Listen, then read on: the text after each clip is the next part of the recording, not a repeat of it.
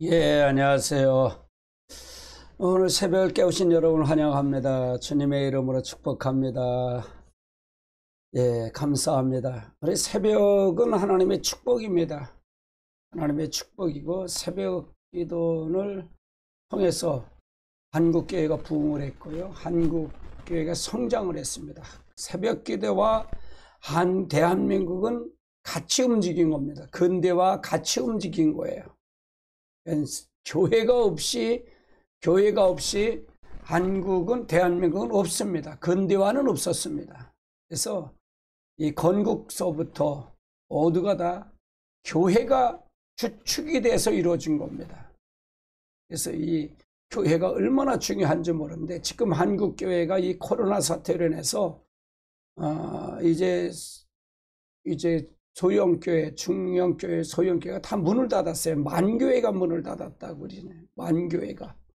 그만큼 지금 교회가 어렵습니다. 어렵습니다.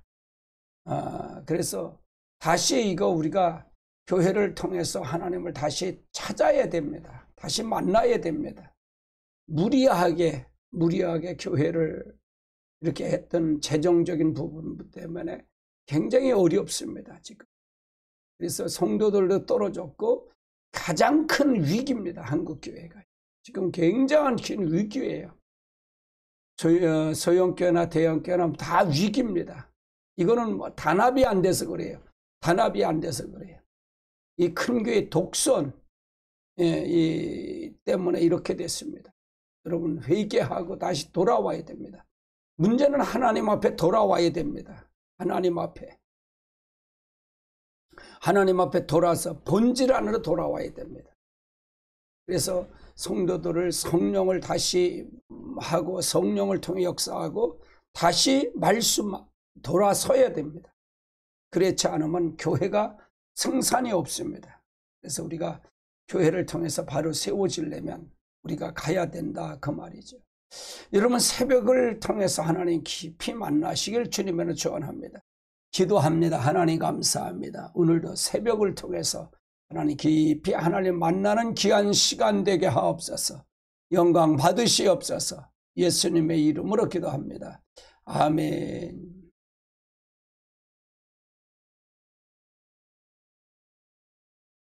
오늘은 시편 123편 강해입니다. 시편 123편 강해요. 시편 123편.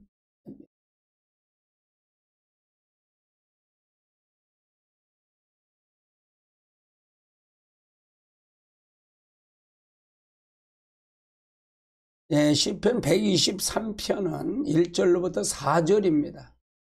4절의 말씀입니다. 제목은 하나님을 바라봄이죠. 하나님을 바라봄. 대지는 두 대지를 나눠봤고요. 2절로 3절은 하나님을 바라보며 긍휼을 기다림.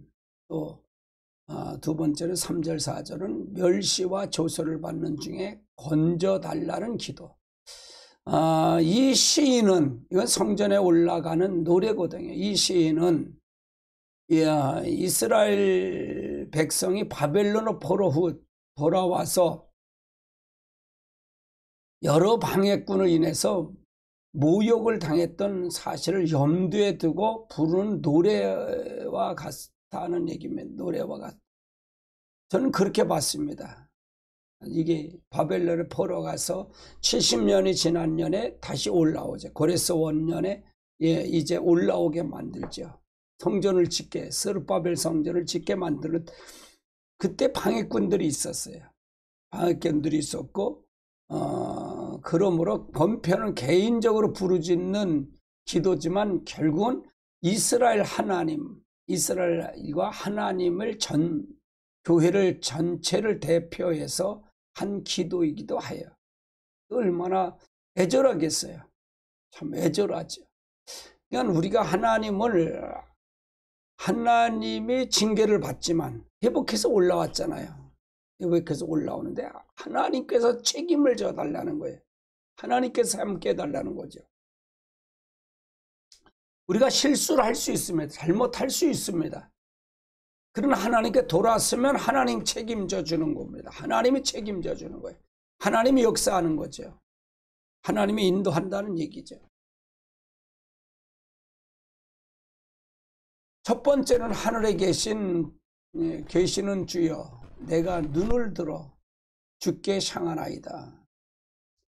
하늘에 계신 주여, 주여, 지극히 높은 곳에 계셔서 천지 만물을 주장하시는 대주제지 여호와 하나님께 부르짖는 거죠. 천지 만물을 창조하시는 하나님께 부르짖는 거예요.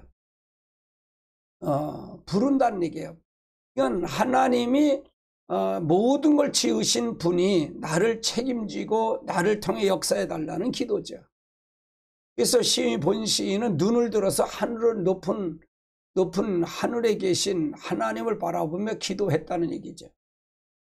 이것은 하나님을 앙망하는 거고 사모하는 것, 하나님의 긍휼과 자비를 도와달라는 것을 도우심을 기다리면서 기도하는 모습이죠. 하늘을 향해서 기도한다는 것.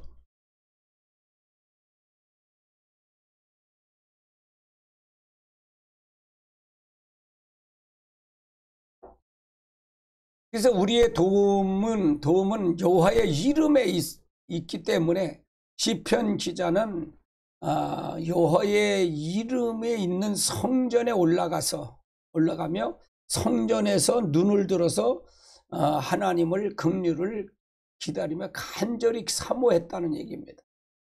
사모하며 기다렸다는 얘기죠. 시편 그래서 128편에는 8절은 이렇게 말씀합니다. 우리의 도움은 천지를 이신 여호와께로다.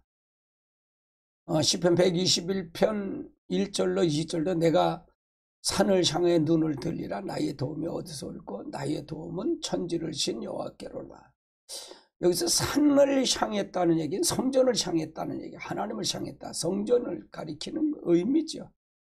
산을 향하여 나의 도움이 어디서 올고 나의 도움은 천지를 내신 여호와께로다. 모든 건 도움은 여호와께로부터 옵니다. 그걸 고백하는 거죠. 열왕기상 8장 18절로 21절도 마찬가지죠. 여호와께서 내 아버지 다윗에게 이르기를 내가 내 이름을 위해 성전을 건축할 마음이 있으니 이 마음이 내게 있는 것이 좋도다. 이거는 솔로몬 성전을 짓고 나서 하나님 앞에 기도할 때 하나님 응답을 받은 겁니다. 응답받은 거죠. 그래서 이 성전을 사모했죠. 짓기를 사모했어요. 다윗이요. 그래서 하나님 그 물질을 주셨고요. 그래서 그 물질은 전쟁을 할 때마다 다 이겼죠. 거기서 하나님께 노획물을 통해서 거기서 얻은 재물을 성전을 짓게 하시죠. 모든 조공을 하고 나라가 영토가 부강했죠. 그러니까 하나님의 일을 다윗을 통해서 솔로몬 성전을 짓기 위한 다윗을 통해서 영토를 확장합니다. 다윗 왕 때가 가장 이스라엘 민족의 영토를 다 차지하죠. 근데 성전을 못 짓게 하죠. 하나님은요. 성전을 못 짓게 해요. 그러니까 여러분이 우리가 이 땅에는 기업이 없어요. 이 땅엔 기업이 없죠. 이 땅은 천국의 기업이 없습니다. 오직 천국의 기업은 저 하늘에만 있습니다. 하늘에만 있어요. 그래서 출애굽기 사건을 통해서 여러분 보면 참 은혜가 될 겁니다, 여러분. 그래서 애굽의 출애굽 사건, 저도 은혜가 받아요. 저는 설교를 하면서 제가 은혜를 받고 설교를 해요. 이렇게 설교를 하면서 은혜를 제가 받아요. 그래서 늘 감사하죠. 내가 내 설교를 하면서 난 항상 설교를 하면서 자신에게 설교를 한다고 생각을 해요. 내 자신에게 설교를 한다. 설교가 은혜가 안 되면, 내가 자신의 은혜가 안 되면 안 된다는 거죠. 본인께 은혜가 돼야 돼. 설교는 본인에게 하는 거예요. 설교자인데 설교하는 거예요. 가르친다라고 하면 그건 교만이에요. 설교자는 내가 여러분에게 설교하는 것이 아니라 내 자신에게 설교를 해야 돼. 그리고 내가 성령의 감동을 위해서 늘 몸부림을 쳐요. 늘 몸부림쳐요. 내 안에 성전된 것을 늘 감사하고. 네, 하나님 멀리 계시지 않으셔요. 구약에는 성전에 있지만 이 성전에 있는 그 하나님 임재가 내 안에 성령을 받음으로 말미암아, 성령 우리에게 오므로 말미암아, 내가 영접함으로 말미암아 내 안에 들어온 겁니다. 내 안에 실제 그 하나님의 영이 들어오는 겁니다. 하나님의 신이 들어오는 거예요. 그래서 나를 통해서 그 영이 나를 통해 성령이 나를 통해서 역사하는 것입니다. 하나님이 나타나시는 거예요. 그분은 영이시기 때문에 나를 통해 나타나시는 거예요. 그래서 나를 통해서 이루어지시는 겁니다. 왜 그 성전에서 기도하는 성전이 중요하냐면 성전은 하나님이 사람에게 임재를 하는 겁니다. 성막이 첫 번째 성막 준 것이 바로 그겁니다. 성막이. 바로 근데 성전이 중요한 것이 아니라 성전에 이 예루살렘 성전이 솔로몬을 통해서 짓게 하고 다윗을 통해 준비해서 하나님이 이곳에 언약궤에 함께 하셨죠. 근데 이 솔로몬 성전에서도 어느 때 멸망하냐면 에레미야 시대 때 느부갓네살 왕 때 이걸 멸망을 당합니다. 이게 파괴가 됩니다. 왜 그럴까요? 성전에 와서 율법만 지키고 제사만 드렸고 와서 했지 본질이 떠났다는 얘기예요. 그럼 누구한테 줬을까요? 우리한테 온 겁니다. 이 하나님의 보좌가 이 땅에 내려온 겁니다. 이 땅에 내려온 거예요. 그러면 가장 중요한 거는 뭐냐? 그 하나님이 누구를 만나라? 이스라엘 사람들을 만나려고 온 겁니다. 인간을 만나려고 왔는데 만나는 것이 아니라 전부 하나님 앞에 형식적으로 하나님 실제 하나님을 만나지 않고 형식적으로 가식적으로 율법을 떠나서 그들의 삶은 마음은 떠나고 이제 몸만 와서 드리는 걸 보고 하나님은 싫다고 그래요. 제사가 만유리 여긴다는 얘기죠. 그 말은 무슨 얘기냐면 하나님을 사랑한다 그러면서 사랑은 정말 사랑은 안 하고 말로만 사랑하는 거죠. 그래서 하나님은 이 느부갓네살 왕 바벨론이라는 나라를 통해서 이걸 멸망시킵니다. 그러니까 결국은 다윗 때는 바벨론에 조공을 드렸는데 그 주위 나라들이 다 조공을 드렸는데 다윗 왕 때는 하나님을 떠나니까 뭐냐? 이웃나라를 강성해서 그들을 치게 만들어요. 그들을 치게 만든다 그 말이에요. 왜? 하나님이 없기 때문에. 실제 인격적인 하나님을 받아들이지 않았기 때문에. 살아계신 하나님을 받아들이지 않고 형식적으로 믿기 때문에. 그래서 성전이 무너진 겁니다. 성전이 무너져요. 성전을 쓸모없다는 얘기죠. 하나님 임재가 떠나면 다 무너진다 그 말이에요. 한국교회 똑같아요. 교회가 왜 이렇게 무너질까요? 무너지는 이유는 다시 본질을 떠나서 그래요. 회개를 외치고 천국을 보내 근본적인 문제를 해결하지 않았기 때문에 하나님의 임재가 없었다. 하나님의 임재가 거쳐가니까 교회가 하나의 건물이 돼버린 거예요. 그러니까 문을 닫게 만드는 거다 그 말이에요. 이것이 바로 하나님의 마음이에요. 우리가 하나님 앞에 마음을 회개하려면 회개를 해야 됩니다. 호산나 교회가 장점이 바로 그겁니다. 하나님 앞에 돌아오라는 거예요. 회개하라는 거예요. 인격적인 하나님, 나는 너를 인격적으로 난 만나기를 원한다는 얘기야. 네 속에 들어오기를 원한다 그 말입니다.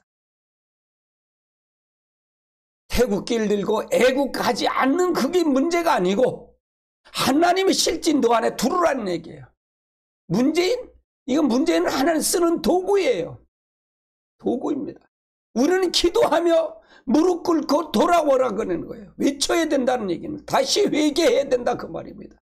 우리가 징계 채찍이에요. 지금 한국 교회를요. 채찍입니다. 기도하고 돌아서야 됩니다. 문제는 여기 있다는 얘기입니다. 우리가 하나님 앞에 돌아서면 하나님께서 회복해 주실 것입니다.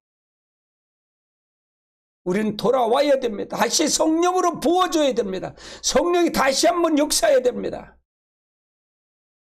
여러분 잘 알고 가십시오. 여러분 진짜로 잘 알고 가십시오. 진짜 성령의 역사를 받고 교회를 믿는다면, 하나님을 믿는다면 이 주사파를 옹호할 수는 없습니다.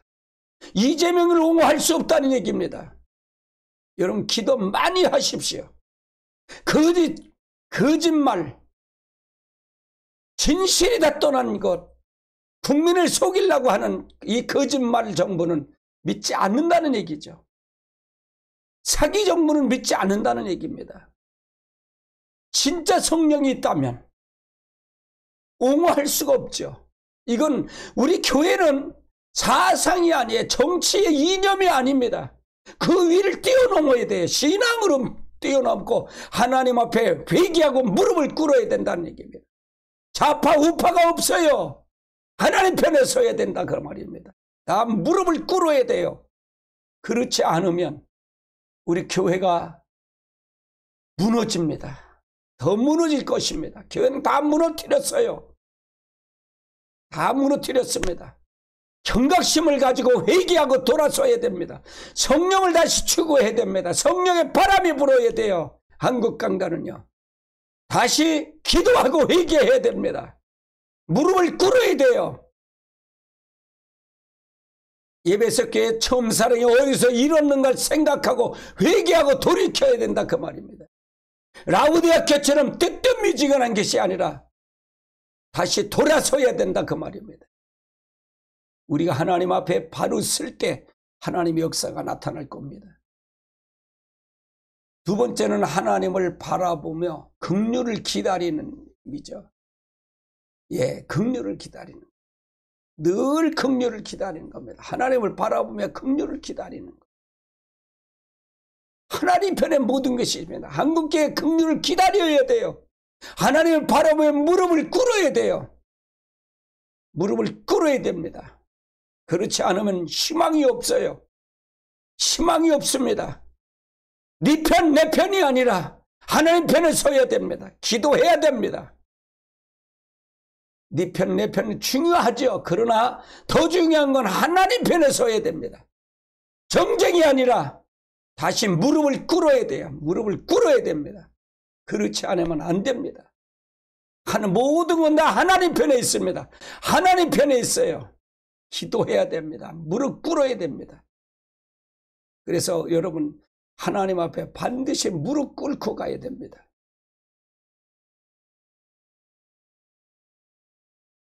사절은 안일한 자의 조소와 교만한 자의 멸시가 우리의 영혼에 넘치나이다.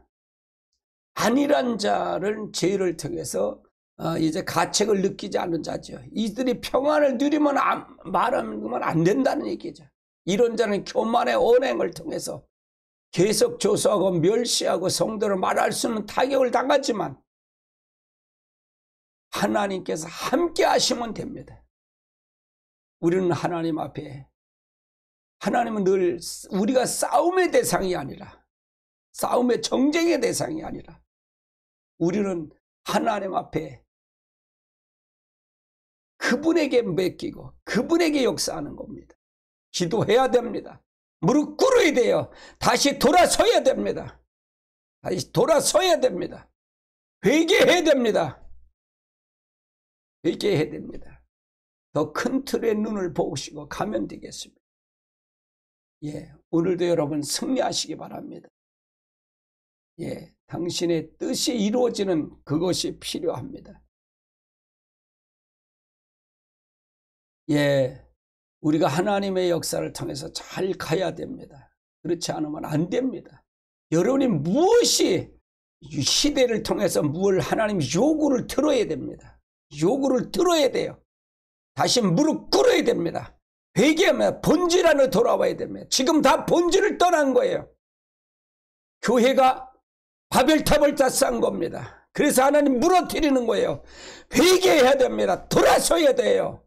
다시 돌아와야 됩니다. 그렇지 않으면 희망이 없습니다. 회개해야 됩니다. 에레미야가 회개하듯이 외치듯이 다시 돌아오라는 얘기예요. 전부 사람의 교훈을 전하는 것입니다. 하나님의 교훈을 전하는 자가 되어야 됩니다. 우리가 하나님 앞에 회개하고 돌아서서 다시 하나님의 영으로 채워야 됩니다. 한국교회가 다시 회복해야 됩니다. 회복하려면 성령 앞에 무릎 꿇고 회개해야 됩니다. 여러분 교회 왔다고 지옥 갑니다. 교회 와서도 지옥 갑니다. 천국 다 천국이 아니다 그 말입니다. 여러분 말씀 안으로 바로 서시기 바랍니다. 하나님은 살아계십니다. 우리가 하나님은 죽은 하나님 믿는 게 아니에요. 책 속에 하나님을 믿는 게 아닙니다. 하나님에 관해서 믿는 것이 아니라 하나님을 아는 자가 되어야 됩니다. 실제 그분과 교제해야 돼요. 하나님을 만나야 됩니다. 그래서 무릎을 꿇으십시오. 기도하십시오. 그래서 우리가 하나님의 역사를 통해서 이루시길 주님이라고 축원합니다. 아멘. 왜 오늘은 강하게 이렇게 성령이 사로잡는지 모르겠습니다. 오늘도 여러분 승리하셨습니다. 저는 오늘 이 밑에 뭐 다 촬영을 하는 그 캠코더 카메라가 이제 서비스 센터를 가야 될 것 같아요. 그래서 오늘 11시에는 방언 기도는 제가 못할 것 같습니다. 오늘 제가 9시에 서울 서비스 센터 가서 그걸 고쳐와야 됩니다. 뭐가 고장나는지 이걸 봐야 됩니다. 캠코더를 산 지가 한 15년 정도 됐거든요. 15년 쓰니까 이게 문제가 되네요. 그래서 오늘 갔다 와야 됩니다. 아침에 9시 반쯤 돼서 출발해서 이걸 갔다 오려고 생각합니다. 기도 많이 부탁을 드립니다. 그래서 방언 기도는 불과북 제가 못 갑니다. 못할 것 같습니다. 그것이 중요하기 때문에 갔다 와서 모든 걸 이룰 것입니다. 예, 기도하겠습니다. 하나님 감사합니다. 한국교회를 사랑해 줘. 이대로 버리시겠습니까?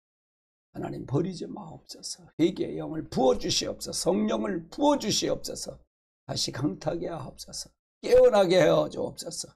잠자는 심령들 아니라고 하나님 앞에 가는 저들을 다시 한번 채찍으로 때리게 하는 것을 봅니다. 하나님 회개하고 무릎으로 하나님 역사할 수 있도록 주님 도와주옵소서. 네 편 내 편을 갈라서 싸우는 이 모습이 정치에 휘말려서 교회가 휘말려서 싸우는 모습 하나님 다시 한번 돌아서게 하여 주시옵소서. 하나님이 기뻐하시는 우리 교회가 되게 하여 주옵소서. 예수님의 이름으로 기도합나이다. 아멘. 하늘에 계신 우리 아버지여, 이름이 거룩히 여김을 받으시오며 나라 임합시며 뜻이 하늘에서 이루어진 것 같이 땅에서 이루어지니이다. 오늘날 우리 기름할 양식을 주옵시고 우리가 우리에게 죄진 자를 사해준 것 같이 우리 죄를 사해 주옵시고 우리를 시험에 들지 말게 하옵시며 다만 악에서 구원하옵소서. 대개 나라와 권세와 영광이 아버지께 영원히 쌓옵나이다. 아멘. 할렐루야. 샬롬. 예, 감사합니다. 예, 은혜로한님 제일 먼저 찾아주셨네. 감사합니다. 축복이님 감사합니다. 예, 사랑하님 감사합니다. 예, 문개구루님, 자인트정님도 들어오셨네요. 감사합니다. 믿음님 감사합니다. 예, 감사합니다. 예, 감사합니다. 오늘도 여러분 승리하시기 바랍니다. 들으시면 이렇게 아멘이라 또 댓글 다루시고요. 우리도 관심 가지시기 바랍니다. 예, 여러분 오늘도 하나님이 함께 하십니다. 모든 것은 제가 그래요. 너무 가면 갈수록 여야가 정치인들을 못 믿겠어요. 하나님을 믿어야 됩니다. 하나님께 무릎 꿇어야 됩니다. 진실이 바로 서는 그런 나라가 되게 하나님께 기도하시며 가시기 바랍니다. 예, 오늘도 승리하셨습니다. 예, 6시 30분까지 여러분 자유롭게 기도하시고요. 기도하시고 저는 오늘 방언 기도는 못하고 제가 일을 봐야 될 것 같습니다. 지금 메인이 우리가 영상을 찍는 카메라가 이제 뭐가 잘못되는지 안 돼요. 그래서 오늘 영상 그 카메라를 고치러 가야 됩니다. 예, 감사합니다. 예, 뵙겠습니다. 또 뵙겠습니다. 오늘 저녁 8시 기도회에서 뵙겠습니다. 감사합니다.